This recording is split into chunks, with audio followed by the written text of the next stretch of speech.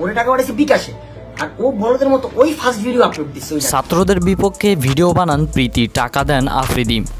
একদিকে যখন বৈষম্য বিরোধী আন্দোলনরত শিক্ষার্থীরা সরকার পতনের এক দফা দাবিতে সোচ্চার হয়ে উঠেছিল, তাদের রক্তের রাজপথ রঞ্জিত হচ্ছিল, তখন তাওহিদ আফ্রিদির নেতৃত্বে একদল কন্টেন্ট ক্রিয়েটর, টিকটকার হাত মিলিয়েছিলেন স্বৈরাচার শেখ হাসিনার সঙ্গে। তারা মোটা টাকার বিনিময়ে লিপ্ত হন গভীর ষড়যন্ত্রে। ছাত্রদের বিরুদ্ধে ভিডিও বানিয়ে আন্দোলন ভিন্ন খাতে প্রভাবিত করার নির্দেশ দিয়েছিলেন আফ্রিদি। তার কথা মতো কয়েক লাখ টাকার বিনিময়ে প্রথম ভিডিও প্রকাশ করেন তাহমিনা চৌধুরী প্রীতি নামের এক টিকটকার। 1 মিনিট 3 সেকেন্ডের ভিডিওতে তিনি এমনভাবে কথা বলেছেন যেন সাপও মরে লাঠিও না ভাঙে। প্রথমে কোটা বিরোধী আন্দোলনরত নিহতদের শ্রদ্ধা জানিয়ে বিচার চেয়েছেন।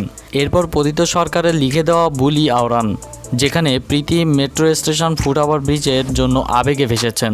সম্পদ নষ্ট হয়েছে, সেগুলো হচ্ছে মেট্রো স্টেশন, ফুটওভার ব্রিজ। এ ধরনের কথাবার্তার মূল উদ্দেশ্য বুঝতে খুব বেশি সময় নেননি নেটিজেনরা।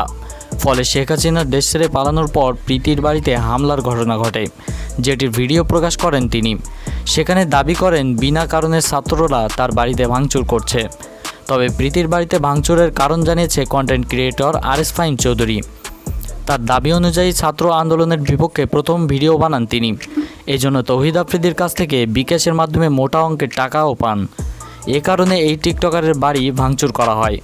গোমর ফাঁস হওয়ার পর নেটিজেনদের তোপের মুখে পড়ছেন প্রীতি। ফেসবুকের বিভিন্ন গ্রুপে কটাক্ষের শিকার হচ্ছেন তিনি। করা হয়েছে বয়কট, এমনকি তাকে প্রতিহত করতে চিনে রাখার জন্যও বলেছেন অনেকেই। তো ভিউয়ার্স, আমাদের আজকের আয়োজনে পর্যন্ত। এই ভিডিওটি ভালো লাগলে পেজে একটি ফলো দিয়ে পাশে থাকুন। ধন্যবাদ সকলকে।